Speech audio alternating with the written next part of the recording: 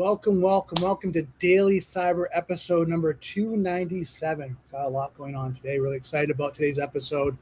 Talking a little bit about cloud security and just Anthropic and all the kind of cool things that we've been working on. And I think you guys hear a theme going on over the last little bit. AI is going into all different areas of business, be it application software, security, your day-to-day operations, things along that line. And I think one of the things I want people to really think about is kind of that two sides of the coin, right? Accessibility, and you hear the triads: confidentiality, integrity, and availability, right? Availability is accessible and all these great tools, and you can use it off your mobile devices, and you have cloud and ChatGPT fighting for the ground and be able to, who's going to win, right? Who's going to be the best solution? And you're using all these different solutions like AI to be able to develop something in your business. But then you want to talk about security. You want to talk about how to protect it on premise and in the cloud, which we're going to talk about a lot today, is the cloud security. So I'm going to bring in my guest today, Shimon. He's a seasoned cloud security expert, entrepreneur with a track record of building infrastructure and security products at scale. Previously held a leadership role at Unity, one of the world's leading real-time developing platforms.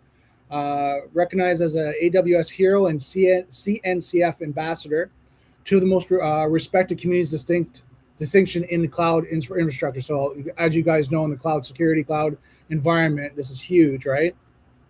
Carbonator alumni bringing startup disciplines and velocity to enterprise security. Co-founder Copper Helm, pronounce that right, with his partners to close the gap and saw firsthand security teams left behind while every other engineer discipline embraces AI. Copperhead is an agentic cloud security platform built for the 15-minute SLA. So this is really exciting things we're going to be covering. So grab a coffee, grab a tea, and let's hack at it.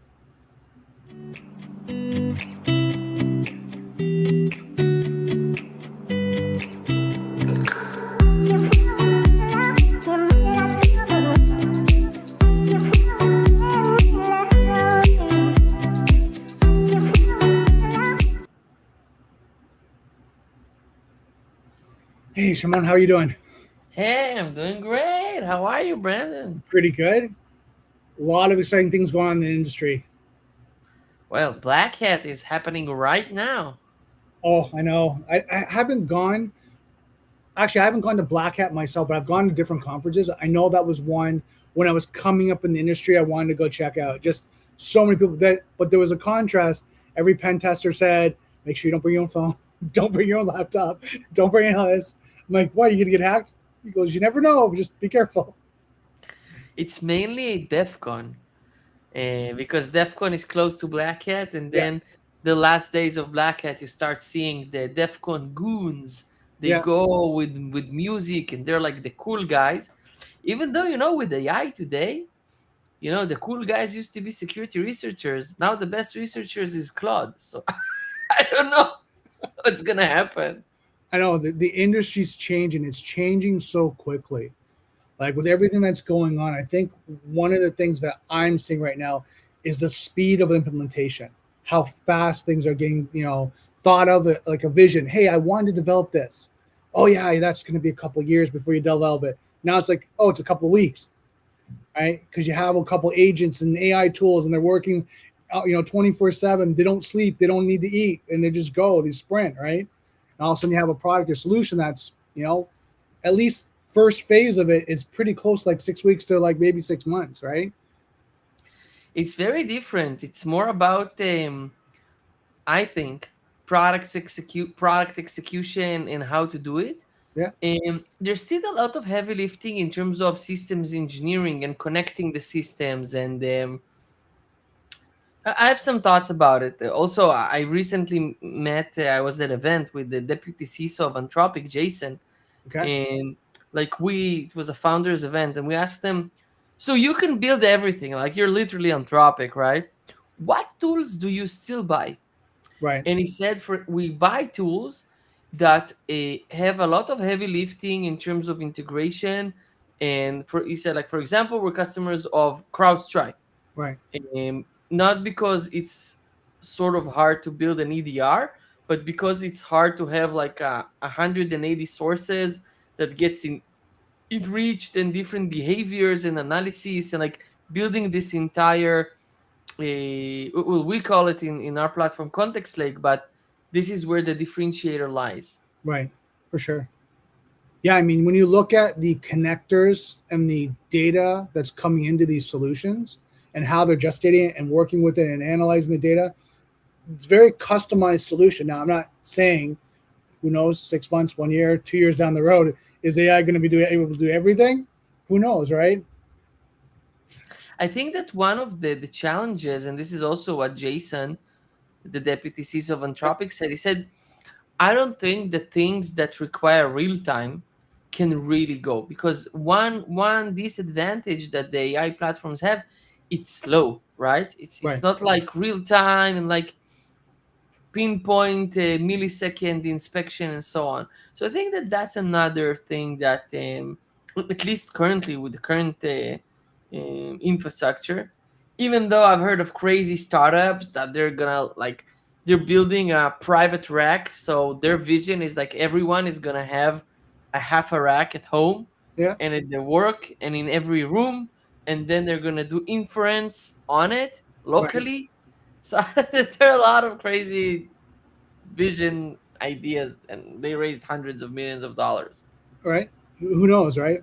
So let's kind of jump into your origin story. Tell me a little bit about like how'd you start? How'd you kind of get into this? Well, I started fairly young. When I was 12 years old, I installed my first Linux. I fell in love with open source. I ran to the living room to my mother and I told her, I installed Linux. I installed Linux. And she's like, yeah, we'll find the cure. We'll find the doctor. I don't know. Right, It's Linux. right, And really fell in love with it. Watched Revolution OS with Richard Stallman, and how they started the open source revolution, and Linus Torvald and everything. Then I opened my first company when I was 15 years old. It was a web hosting company. I had server racks and lamps, like Linux, Apache, MySQL, PHP servers. yeah, Yeah, and then I served in the IDF. I was forensics investigator of computer crimes. okay, And then I found myself in the industry.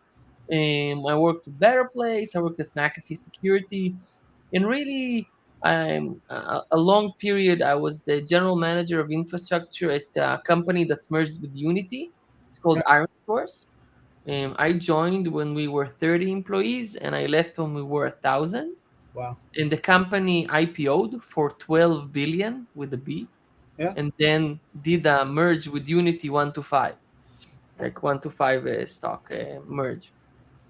And really, this is where I was introduced, and was really my cloud journey, because it was like 2012, I think, and everything was run. We were born in the cloud. Everything was running on the cloud. I also, together with other great people, we established a cloud computing AWS user group, okay, because we were just like, I'm using EC2. Have you heard of S3? It's like, I'm right, using S3. It's like, what is S3? It's like, right, I don't know. Maybe we meet. You tell us about S3. I tell you about EC2. And this is how we started gathering and meeting and talking about it. And today we have 12,000 members in the wow. community. And as you said, this is why I was awarded as an AWS hero, because really, really engaged and love cloud computing. I think it's one of the greatest revolutions out there.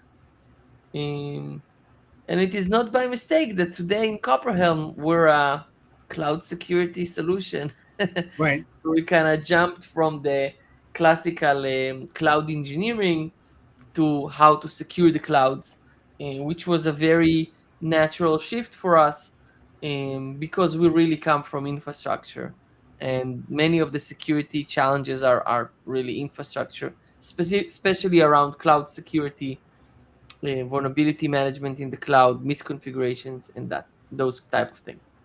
Well, then I think my point would be there is that that's the case. You have such a depth of experience. You know what most companies go through in the sense of one of those two or even three streams of misconfiguration. You know, and I'll speak from kind of experience where I've had people set up and they were running into errors. So they opened things completely up because they didn't have time to troubleshoot. They just need the access or be able to set it up and configure it. But then the engineers or contractors that were there that did it left. They didn't harden it, and now you all have these back doors and open holes and privileged accounts that are all over in servers accounts. You're like, why do we have 300 servers accounts? You're like, I don't know. The engineer set that up. Okay, what do you need that for? I don't know. Right. So I'm sure you've seen all of this. I like to in a very maybe it's kind of straight to the point, but like I like to split it into two.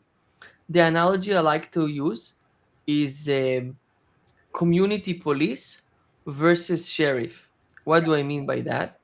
There are the organizations where they go like, it's community police, like here those are the general rules you should follow, but you get all the keys, all the permissions, you can Right. do whatever you want and try to follow those. And then it's like community police, like if like there's something really really critical, then like the security team comes in, it's like, oh wait, what's going on here? Right. Then there's the other side of the spectrum where it's like the sheriff, where it's like, you're not gonna do anything unless I approve it. Right. Lock down everything. It kind of reminds the army, like close everything. Everything's closed by default, unavailable by default. Anything you want to do, you need to do like a review. Right. And obviously, it's very hard for the business and also very hard for the people working there. Um, and it's also more common for organizations that are heavily regulated, or really related to maybe federal government, healthcare, those type of things. And I think there's got to be a balance. Of course, you and I know there's got to be the function of the business. People have to be able to work.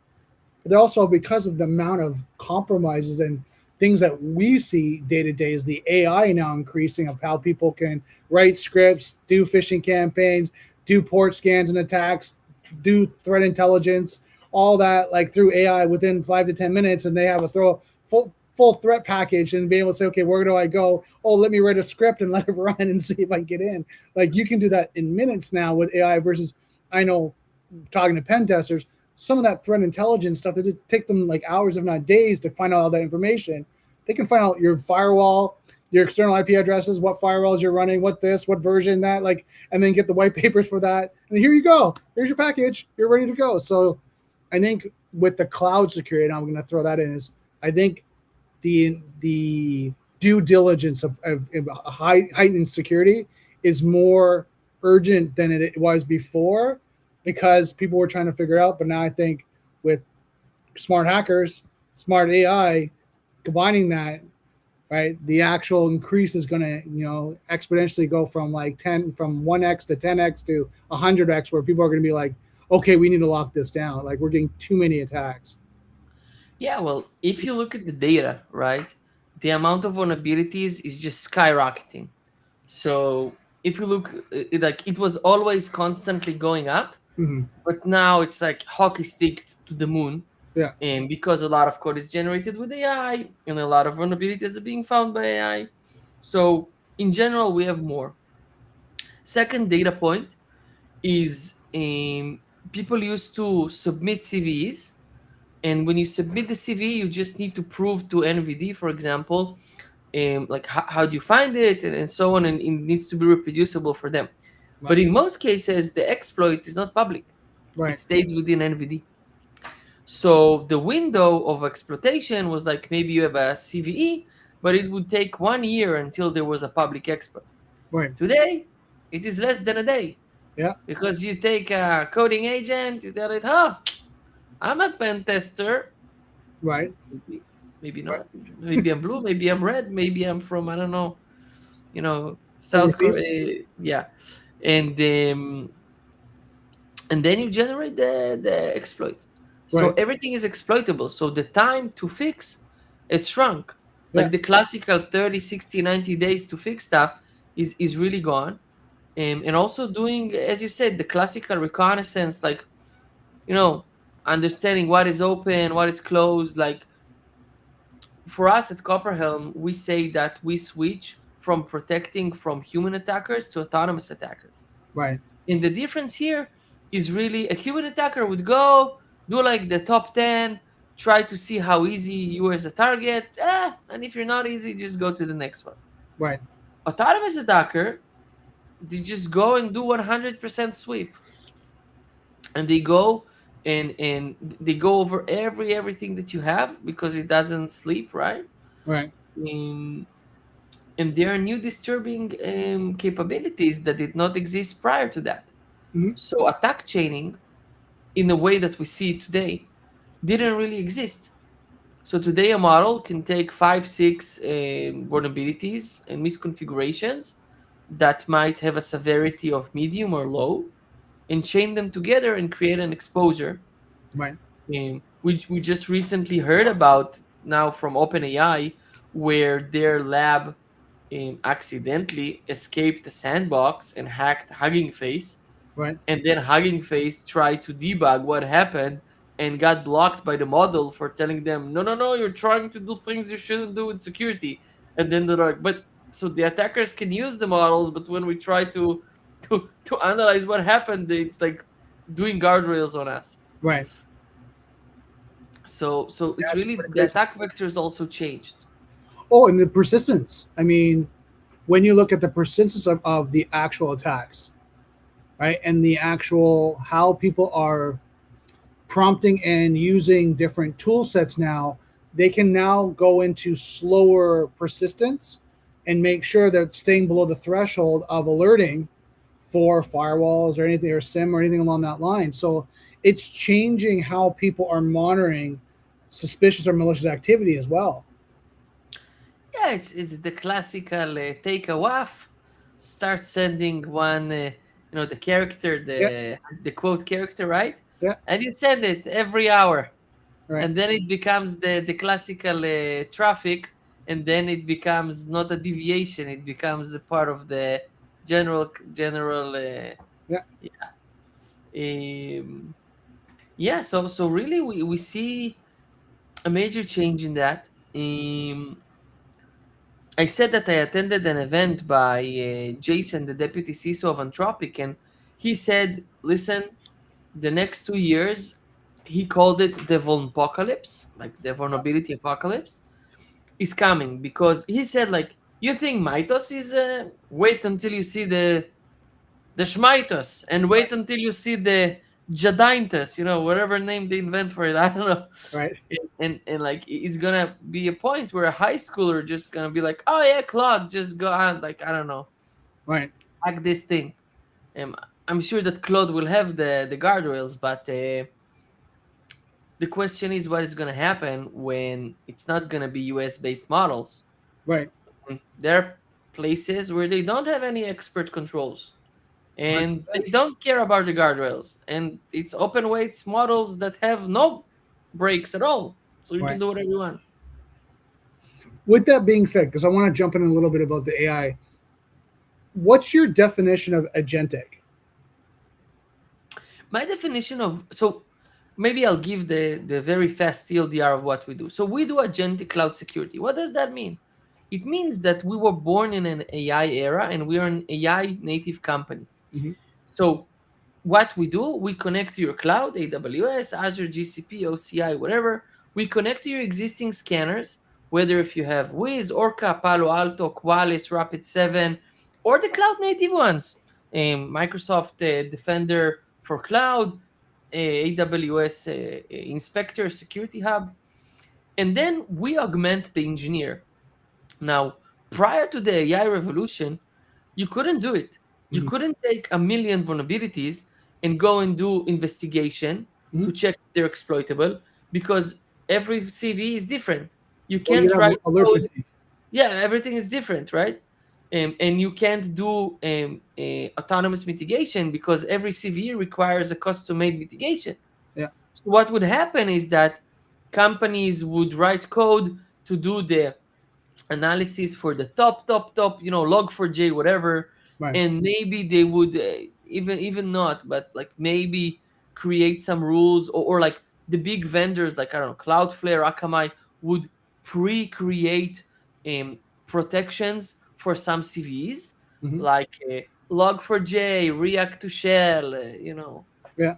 They have great names now, copy to fail and all of Right. that. So really, when I say it's agentic, it means that it is able to do stuff that other great companies were not able to do, because our solution has a context lake that Right. connects to your cloud, connects to the scanner, and it analyzes NVD, and then it is able to connect to your machine and do an investigation and see, is the alert, which 80% of them are noise, is the process running? Is it listening on a port? Is it really um, configured in a way that is exploitable? For example, the configuration file requires to have some toggle on. Is it imported into memory? So by doing it in an agentic way, we're able to address it one by one, in the right context of the CVE and the context of the server or the asset or the workload or the Kubernetes cluster. And that's a major difference, because if you look at cloud security in 2020, we had side scanning. So it's like, it's like copying your laptop into a disk on key and scanning the disk on key. It has no real information about the runtime. Right. And then they said, no, no, no, we need to go runtime. So then we had companies doing agents, not AI agents, but like programs, runtime sensors. But I have customers that have 200,000 um, servers. Installing a runtime sensor on 200,000 servers, that's like not a good thing. Right. Um, so that's basically what it means for us to be agentic. We're able to go and custom make all the actions, and basically we augment the engineer. When we sell our product to customers, the way they build the business cases, they say, listen, we have a million vulnerabilities in the cloud. It would have cost us millions and millions to do it manually, and manpower and woman power and all of that. And now you can do it with agents. Right. And I think the one thing that people are watching is like when you look at agentic, and depending if you're in the AI space or you're not, having the power of autonomy to act independently, make decisions, and take initiatives to react to reach a goal rather than just reacting to instructions. So when you're kind of looking at agentic as the definition, and depending on the tools you're using, if it's a cloud security, if it's endpoint protection, if it's a SIM, anything like that, that's kind of the definition how you're analyzing agentic and how it works with what you're deploying or what you're implementing. So kind of want to add that context to it, because again, some people on this are probably new to AI, and what does it mean? How am I going to use it? How am I going to look at it? So really wanted to add that in. Now you made a mention on context lake. Tell me a little bit about that. So anyone can go to claude.com. I remember and download Claude and go and tell it, hey, I don't know, here is my AWS credentials, connect to the server. I don't know, check if port 22 is open. Right. But the real question is, should port 22 be open? Should it not? Right. Should it listen on 000? Should it not? Like, the context is really what matters. Mm-hmm. And that's the hard part. So our context lake is a multi-layer plat. So every customer that onboards, we have a tenant for the customer, and then we go and we import all of the metadata of their cloud. We import all of the metadata from their scanner. We import all of the metadata from NVD, CISA, KEV, all of the information around it. And then we are able to dispatch the agents in the right context at the right time. So when an agent connects using Amazon SSM or Azure Run Command or any cloud native connection that does not require any installation, that's one of the great things. So the context lake feeds in the information. So when it investigates, it knows to go and say, okay, Brandon, so I need to go and see if the Apache process is running. Oh, Mm-hmm. it's running. I need to know if it's bound on an external interface, because if it's bound on localhost, it's not accessible from the internet, so maybe it's not exploitable. But maybe it is bound on a 000. Mm-hmm. Is it bound on a port? It is bound on a port. Okay. Um, look at the CVE detail And in many cases, the CVE would say, hey, you need this configuration toggle, like read only to be false and this to be 7 in your config file. Mm-hmm. So the agent will go and look at which Apache XML did you use to run the server, or Apache Con for Tomcat XML, and then will actually extract the specific configuration and see if it is exploitable. Right. At the end of the day, we're just doing what every engineer would do today. Like Right. if you tell me, Shimon, this is the server, this is the CVE, tell me, is this exploitable? This is what I would do. I Right. would go and read it, I would SSH into the box, run a PSOX, go to proc, start analyzing the processes, Mm-hmm. look at proc maps, see if the files are loaded into memory, do a LSOF, see what's listening on the ports, right? Just Right. like admin commands. So Right. this is what the AI is able to do with the information from the context lake. Right. So basically, it's instructions you guys have already pre-configured by training the model of what it to do on every depending on the scenario and the situation. So the main functionality is around, number one, being able to be dispatched in the right context. Mm-hmm. Number two, to have the correct guardrails. Right. Number three is to do it in a cost-effective manner. Because if you go and you Fable 5, 200,000 servers, you're gonna go bankrupt. Okay, Right. it's not something you can really do. So we build a system that is able to use deterministic checks and lower models and local models and models with the spot instances on demand with GPUs and reserved capacity, and really it's a whole AI pipeline building. Mm-hmm. And also the way it works, maybe I think the audience will be interested. So we have an investigative agent, and Right. its job is to go and generate evidence to see if something is exploitable. So it will do all the checks that I said. And then we have a judge agent, Okay. and then it will go to the judge agent and tell it, my verdict is that it is exploitable. And Right. then the judge will be, prove it to me. And then it'll be like, this is the evidence to show that the process is running. This Right. is the evidence to show that the port, this is the evidence for the memory, and really have a whole flow, because we want to eliminate hallucinations. Right. And we want to have deterministic results. And in the end, when you see in the platform the result of something that is a risk to resolve, that is exploitable, or something that is a dequalified risk, Mm-hmm. it is not just the agent said it is this way. Everything is backed by evidence, and we create tickets for you, and it is in the platform, and you can see the evidence as to what caused this decision Right. and the evidence that it used. So now, with that being said, I mean, one of the challenges I'm hearing, and you brought that up, is the different platforms, ChatGPT or Claude, the level of hallucination, and I mean, even ChatGPT. If you look at the bottom, it says tells you don't trust it, right? Validate the information, don't trust it completely. How do you look at, and this is where we're talking about trust and guardrails, how do you implement, or what's your strategy to make sure not only for its agent to agent, like you said, you have one agent that's kind of a security threat hunter, one's that a judge is analyzing it, but how do you validate the data at the end result to make sure both agents didn't hallucinate in one way or another, and you're still having false positive information? Yeah. So look, I'll start by answering with deterministic code. Mm-hmm. And we're both been around the block. You see many times like there's a bug because the engineer, instead of using an integer, he used a double, and Yeah, then a double rounds up and an integer rounds down, or like different stuff like that. sure. So and then like the result was wrong. So first of all, I think in general it's a case that with computers in general it can happen for different reasons. Now the classical, you the old ones were like, help me make a cake, and it's like, put flour, sugar, and I don't know, and shaving cream, right? But Right, for shave, but not right, for cakes, right?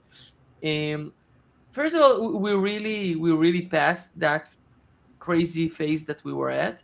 Now the agents are really better. We use a lot of techniques that are best practices within the industry, like like I told, like the judge and the investigator. It's like you can call it pupil, student, monitor. There are different ways of saying it. Um, and then at the end, for if there is something that is really really critical, we do have a human in the loop. For example, we see that something is exploitable, we create a WAF rule to mitigate it.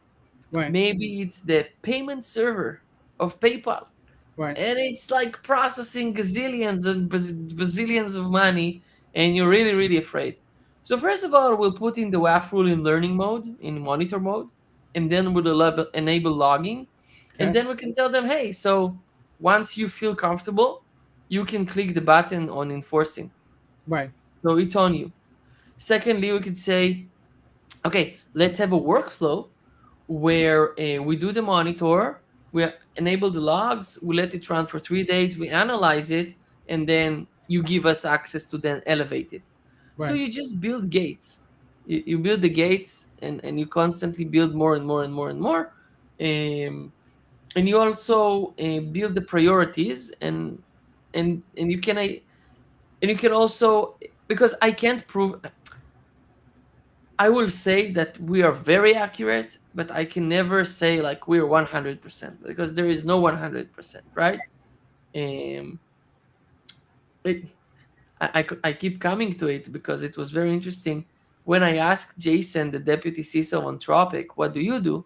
He said, yeah, we do autonomous remediation, ta ta ta ta ta ta ta. And you're like, okay, and then what? So he says, we do everything with Claude, but the last button to push to production is a human. Right. Anthropic, Right. the godfather of all of that, they still push the button manually. Right. Imagine that. Well, I don't doubt it because again, I think right now, and I had a stream a couple, I think it was last stream I had. We were talking about the contrast of, is AI going to take over jobs? I think take over jobs, people are not going to be working. Also, now everyone's going to be out of job, depending on the industry and how But AI like takes over. general, not just security. In general, just in general, right? And then we talked a little bit about security and we kind of dove in that. But at the end of the day, both of us agreed that we're still not at the point where AI can completely take over without supervision or human in the loop to validate what's going on, because it could shut down a system, process, whatever that may be, a technology that can completely hinder the organization. And it could do it after hours where they'll lose 4, 5, 6 hours without anyone really being notified until someone comes in and goes, okay, why were the servers down all night? Oh, Methos found a vulnerability. They saw the attacker was attacking it, so it shut that server down. But hold on, it shut the whole external IP address range down. Like, we have no traffic coming in. Like, what happened? But Brandon, I'm sorry, but F happens, right? Shit happens. Like I'll tell you a personal story. When I was working at the Iron Source Unity, one of the systems that we built, it was a data pipeline. Mm-hmm. Now, just happened to be that this data pipeline was counting the money for the company. Why? Because the company was showing ads, and every time you show an ad, there's an advertiser that pays for it. Yeah. So it was the event system that was really processing all of that. It was a latency based system that we deploy on 13 regions in AWS. It was super cool. Anyways, one day the system f's up, and we investigate. What happened is that the load went up, and we had a deduplication Redis process that would dedupe in memory. And Right. because the load went up, he ran out of memory, so he started working from swap. So it Okay. was very, very slow. And then it effed up the entire processing of the system. So that it doesn't matter that it happened pre-AI era, but it's like program that failed. um, to me, it's all the same. I know it sounds kind of crazy, but to me, it's all the same. It's just we have different mechanisms now. The programs are a bit different. Um, we had auto scaling, right? Hmm. So you have auto scaling, and we reached the limit. I'm telling you real stories, right? Yeah. We had auto scaling, and we reached the limit of, like, in AWS, you have the amount of, like, I don't know, C5 8 Excel servers. You have like a limit of 20, Right. and then like we reached 20, and then we were at capacity, and we needed 21, and the auto scaling tried to spin up the other one, and then it got denied by the API. Right. It failed. Yeah. Yeah, so you need to build systems for failure, Hmm. and the new failure is AI doing stuff. That's my point of view. True. I think the point is that you shouldn't let it run autonomous on its own. Yeah, but it's like you shouldn't give a server admin key to your AWS anyways. Right. But I think one of the things that we were talking about is the job loss, right? That there wasn't going to Mhm. be a human in the loop, that they were going to completely take over a security analyst job, a security engineer's job, and then they were going to do all that. The point being was, no, that's not the case. They're going to do up to a certain point, but you still need validation. You still need that. Yeah, Current right now, you still need the human in the loop. but it's like, it's not new. It's like the industrial revolution. People used to do it by hand. Then you build the machine does it. Guess what? You need to operate the machine. Right. Uh, Nothing's new. I think so. Some people it is. New concepts, different things, Mhm. amazing things, new capabilities that weren't here before, but it's like in the cloud. It's like all the, like, what will happen with the system administrators that used to come in the morning and hug the server? Right. Guess what? It moved to the cloud, and now they do, cloud formation, Terraform. Right. Yeah. Same thing. Right. Well, they pivoted. They transitioned positions, Yeah. right, and rules. Because also, like, if you think, like, if the threat landscape stayed the same and just the automation level went really up, and then you say, so listen, all of this is now automated, so we're able to keep up. But it's not the case. The attack threshold is also going up, Mhm. and also the automation is going up. So it's like you gotta fight fire with fire, Right. right? The AI is going to attack you. You need to use AI to remediate, mitigate, investigate, like to fix it. So Right. um, So then, that, with that being said, I mean, I know you mentioned, Anthropic. I know they have Mythos. Like, what's your thought on Claude Mythos and how that's going to be deployed, and how it's going to be potentially even a game changer? yeah. So I'll start by saying that we are an Anthropic partner, and we are part of the cyber verification program, Hmm. and which means that we have a lot of our guardrails lifted. And we are not included in the 50 companies that got Mythos, but for the models that we use, we have our most of the guardrails lifted. Um, I think that what concerns me is not Mythos or GPT 5.6. Right. What concerns me is when, and then I said it, like when countries that don't have expert controls, and you can do whatever you want, Right. when they will have the same capabilities. Now, Anthropic themselves state that they are 6 months ahead. So let's say for marketing purposes, they exaggerate, right? Right. So maybe they're only 3 months ahead. And the question we should all ask ourselves, Hmm. maybe the Mythos capable model without guardrails is already there. Right. Because if you think about it, it was announced in April. Private beta, they got access to it. I know I have people that I work with that have access to it in January. So we're already in August. Right. So it's supposed to be now. Right. And I think that we should treat it as a, I'm gonna say something. I don't know if I'm gonna be right going forward, but I think that what happened with the US government banning it now was a one time thing, Right. and it's not going to be effective anymore. Because I think that we're gonna pass the threshold, and it's gonna already be dangerous enough that it doesn't even matter. Like Right. it's already like, all the analogies of the dogs left the whatever, Right. uh, yeah, the how do you say, the sheep left the, The farm or the building. yeah, it's like it's gone. Right. um Well, I but think the one because thing to add to your point, I mean, if you look at the evolution of technology across all different countries, right, and you look at even the Middle East, like how, like in Russia, Germany, the Middle East, things like that, like the technologies they're coming out with, to say that, oh, we're so far ahead, I would kind of say, okay, hold on, like, what about China, right? You look at all these, like, I'm yeah, trying to think of the country. I think it was Iran. It was one of those. A colleague reached out to me and said, like, when you look at security tools, and you look at like a lot of them coming out of like the Middle East, right? It's like things like that. You're like, okay, like, are they really that far behind, or is it just they're not marketing it yet? They're not talking about it, yeah. right? It's kind of So behind the I scenes, think right? maybe a lot of security technology from the Middle East is Israel, like where I am from. But in terms of AI, well, again, the model creators themselves, like OpenAI and Anthropic, they themselves state that they are at most 6 months ahead. So, like, do the math.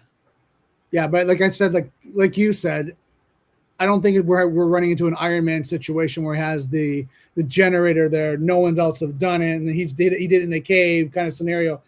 I have a feeling that when it comes to coding, brilliant up like LMs and then agents and building up code, I think we're pretty close in the race, right?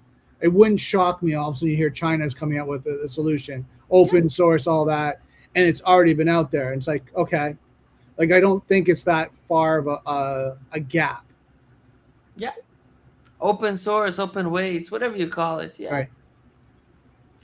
So no, I mean, Um, I think right now, I think we're in an interesting time where we're going to see things evolve very quickly yes. with solutions, technology, and things like that. But also on the security side with attacks and having to be more secure, I think it's going to increase, and I think it's going to be anyone that's in the cybersecurity industry right now.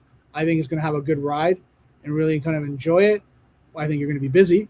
I think you're going to be tired. I think there's going to be a lot of long nights, but I think you're going to enjoy kind of the career you got into because it's just expanding. Like I know for me, I've been setting up vulnerability management programs for companies now and watching how fast, like you said, the remediation, SLAs, things like you have to do are decreasing. Like, oh yeah, we have 90 days. It's like, no, your customers, partners, all that are saying, no, you have 48 hours, you have 5 business days to remediate that.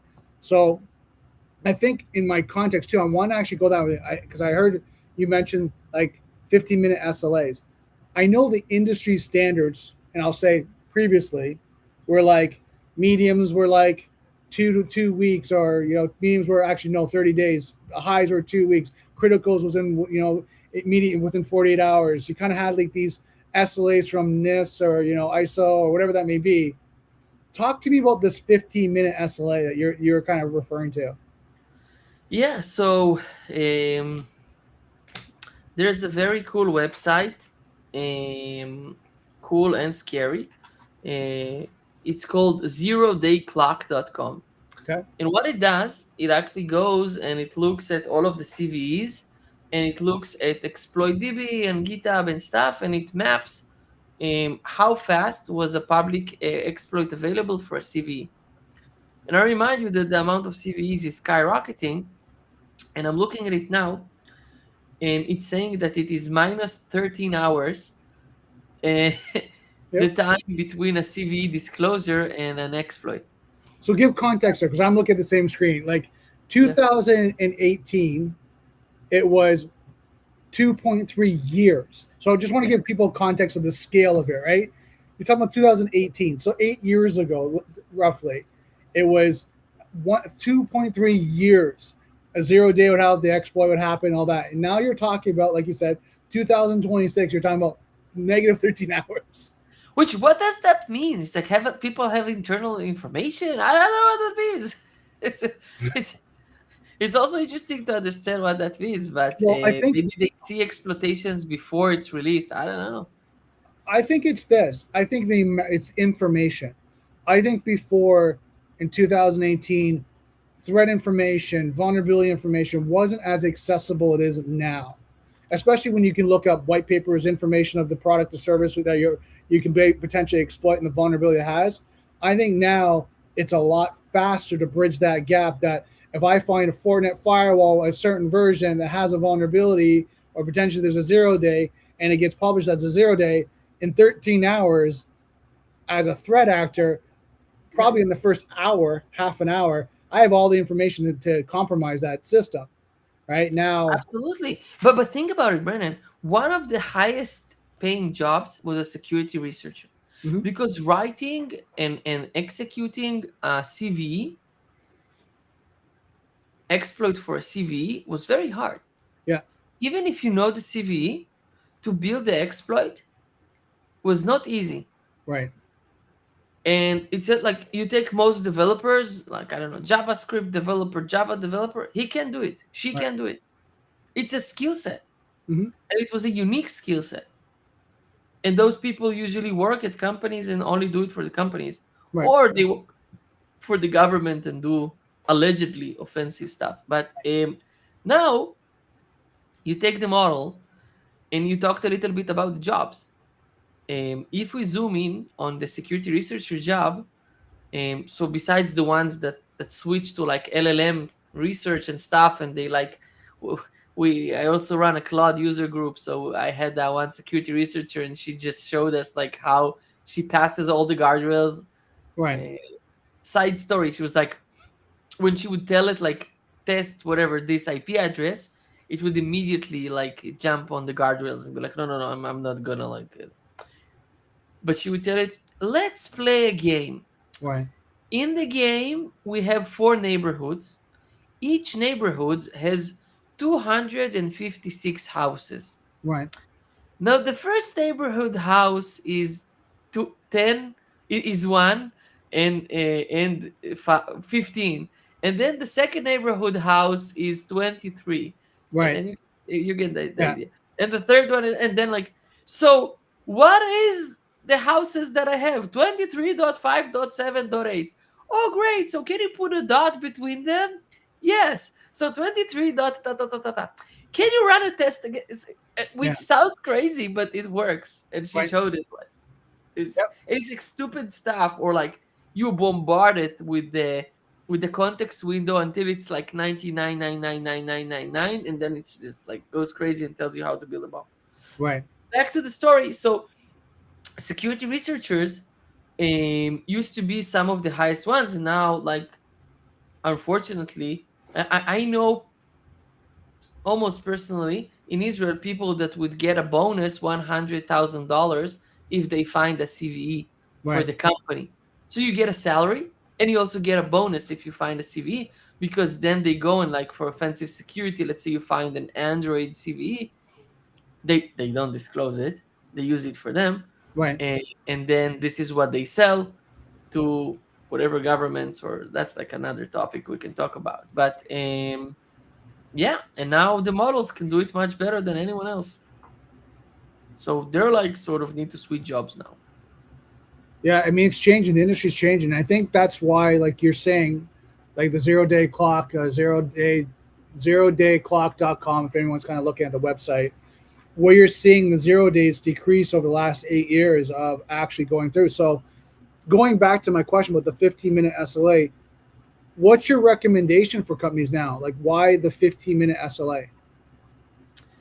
So the 15-minute SLA is talking about exactly that, which is you have a CVE, it's immediately exploitable, and then actors, the classical botnets, they can like they used to have X amount of CVEs that they can automatically target. Now it's endless and they can just hammer at everything. That's in terms of like automated classical actors.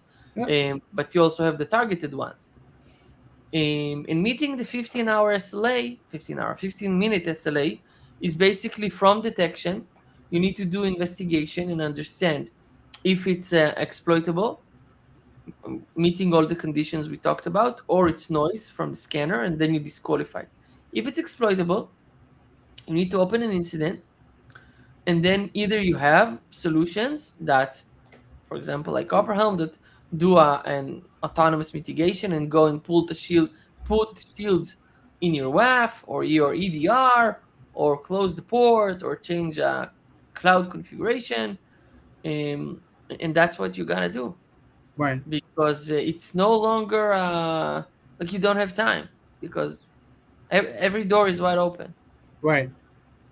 True. And I think I'll add like if you guys are going through that, one of the things to look at is it externally facing or internally. If you have an internal environment, it comes up, you have more time, right? You have more time to be able Yeah. to mitigate. If it's externally facing, that CV or exploit, yeah, the time now is shortened. That you have to, like you're saying, is you have to start looking at mitigating it as quickly as possible, because as threat actors become more active, the potential for you to get compromised is high. Now, you're going from now investigation now to an event slash incident, right? If a threat actor gets in, starts to compromise that port, gets into the environment, now you're looking at an event that now you have to start to shut down ports and work on that. So to your point, I agree. I also want people understanding you don't have to work on everything all at once. You still have to filter that down Yeah. from exploitable, likelihood of exploit, right? Critical systems, critical processes, external facing, and then that's your criteria. Because I mean, I don't know if you found this. I've seen some companies where they have hundreds, if not thousands, of things that need to be patched, and you're like, okay, like it's like by eating an elephant. You're like, the only I thing one, know. I have a customer we started, he had 10 million. Public company, S&P 500. right? 10 million. So there you go, right? They can't patch everything, No, but also most of it was not true risk.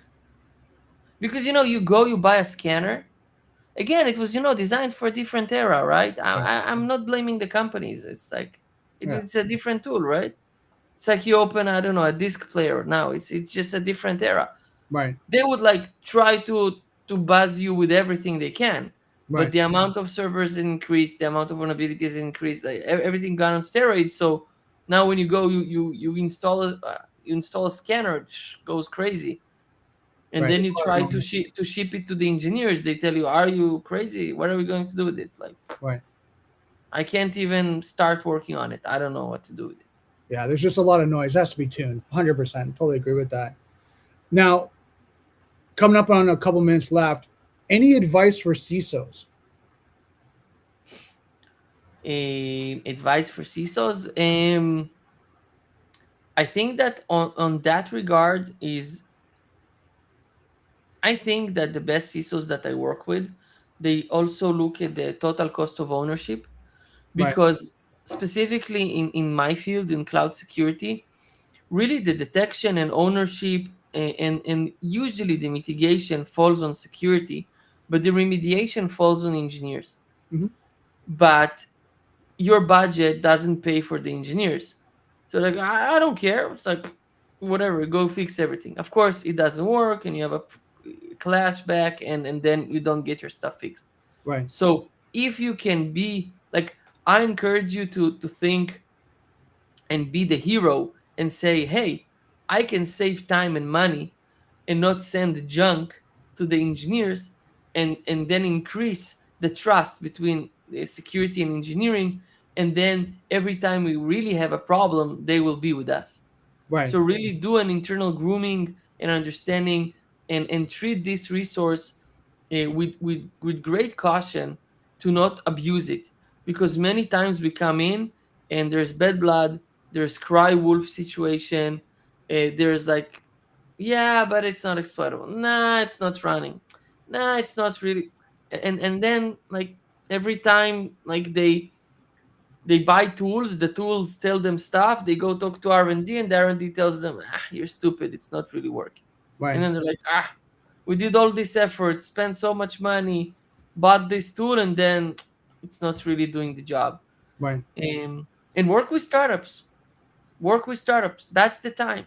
Right. The huge behemoths, the huge um, starships, Right. uh, they can't move as fast as startups. and moving to, you asked me what does it mean to be agentic. I think that's the same point in time like when we were from on-prem to cloud, and then Right. every company would tell you, yeah, we just lift and shift from on-prem to the cloud, and we all know how that happened. Yeah. And all of the companies had to repurpose and rebuild the solutions, and it is the same thing today. Mhm. So every vendor that you have most likely is not an AI native vendor. So work with startups. They are. And I think to add on to your one point, if you're getting into an area where you're looking at solutions and technologies, do a baseline assessment first. Understand what you're getting into in sense of what do you think you need, what do you have that, and then when you combine with the partner you're working with, you'll have a better understanding versus going cold. Right, going cold to the partner, and the partner says, "Hey, you need everything under the sun," and you're like, "Oh my god!" Then, like you said, the engineers go, "No, we don't. We only need this." You do an internal assessment from the stakeholders in that, and review your solutions, your technology, how it's set up, how it's working, where's the gaps, where are the vulnerabilities. You do that internally. It gives you a baseline because that internal conversation, in my opinion, starts the conversation what you truly do need, and then starts the proof of concept, starts the validation. So then now all the team, the stakeholders are all on the same page, versus the security team bringing in a tool and going, hey, we need this, we're going to enforce it on the organization, and then the stakeholders not invested. No, we don't need that. Why'd you just do this? And the hands are folded, no one's going to help, the engineers are not combined. I find for myself, if you can get the team starting at first in the investigation and an assessment, get all the stakeholders on the same page. When the tool comes in, everyone's invested and everyone wants to, yeah, we want to improve that side. We did mention as the engineers, we needed help here. We want to have more visibility. This is going to help. Perfect. Then when the security comes and says, hey, we found something, the engineers are like, perfect. Now we understand that. And that's where I found sometimes helps to get that shareholder stakeholder process going so everyone's involved versus like you said, and I agree with you, I see it too time, security comes in, forces this new tool, and no one wants it. I don't want this, we don't need it, it's too much time, you're giving me too much work, I don't have time for this, right? And then now you're just fighting uphill, and then you have shelfware, you have a tool that sits there that doesn't do anything. Absolutely.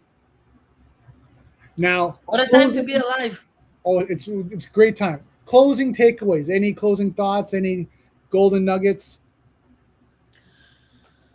Um, I think that things are moving very fast. If you think about it, Midas was announced only like almost like 3 and something months ago. Mhm. It feels like forever. So things are going to change very, very rapidly. And be ready. Be ready for the adoption, and be ready for the change. Um, and automate. Like we don't have much time left, but like I do all my emails today with Claude. Nice, okay. Like Claude is connected to HubSpot, to Gong, to Gmail, to Calendly, All and right. then it follows up everyone. I use tags. I make it like ready for archive, create drafts for everything, and like automate your life. It's like it's crazy. Go do it. There's a book. Oh, I'll pull it up right now. There's a book that it was a writer. I'll see if I can find it here. It was a writer that basically went through a journey, and she was a tech writer. And it's "I Am Not a Robot. Are You My AI?" And it's a book I recommend everyone read. She went a year of incorporating AI into every part of her life that she could, where it would be involved, being from asking what it should eat, what she should eat for dinner, and how to make it, like to measuring her health, to answering emails, to doing all that. So if anyone kind of looks at the full scope of what AI can do to your life, I recommend go grab that book and listen to it. It's a good listen, good read, and it really kind of goes like, okay, like these are the possibilities. Wow, amazing. So if anyone has any questions, best way to get a hold of you, I just put your LinkedIn profile here, linkedin.com forward Yeah, slash in forward slash TOLTS. yeah. Copperhelm's the website, COPPERHELM.com. Go check it out. Thank you so much for being here. This was great. Thank you so much. It was great being here. Very fun geeking out about this time. It will be fascinating for me. And I'm gonna put I'm gonna tell Claude to put a reminder on my calendar to watch it in 1 year from now, because I think it's gonna be crazy and it's gonna be very interesting to hear this talk 1 year from today. Oh, 100%. I totally agree. I think the evolution of even week to week, month to month, how things are evolving, changing. I think it's going to be a great time to be in. I think you got two camps: people that are like, Skynet, it's going to take over the world. I don't want to do it. I'm going to go hide in my tinfoil hat in a camp, and no one's going to touch AI. To guys like you and I, where we're constantly playing with it day in and day out. What else can we do? What else? What's that next thing? Absolutely. Awesome. I'm stoked. I think it's amazing. Awesome. Well, thank you so much. Thank you. It was wonderful being here. Thank you so much. I enjoyed it really much. Thank you. Awesome. So that was a great talk. I think you guys heard like the evolution of AI, like what we're talking about when security and attacks.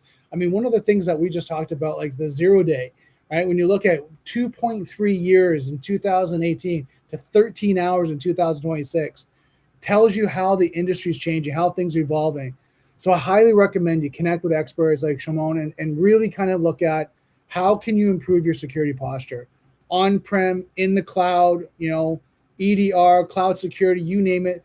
Connect with experts like this to be able to figure out what do you need to do? How do you need to do it? How do you improve your security posture and stay protected? Because working in IR, the worst situation any company goes through is going through an incident. So you want to be proactive. Don't be reactive. You don't want to say, hey, it's not me. I don't need to worry about that. It'll never happen to me. I'm telling you right now, and I'm putting this as a golden nugget, red flag, whatever you want to call it. Every company that is connected to computers and the internet is accessible to threat actors, and the potential for you getting compromised is extremely high. It's going 10x even more. And that's why at the end of my stream, I say software's hackable, when connected is vulnerable. It is a key thing I've learned from being in this industry for so long, that is a key staple of what we have to think of as security professionals. Being connected and understanding how we're connected and how it can be compromised, right? It's just one of those things you just need to know about. So thank you so much for today's Daily Cyber. I hope you guys got a lot of information. And don't forget, software's hackable, being connected vulnerable. I'll see you next Daily Cyber.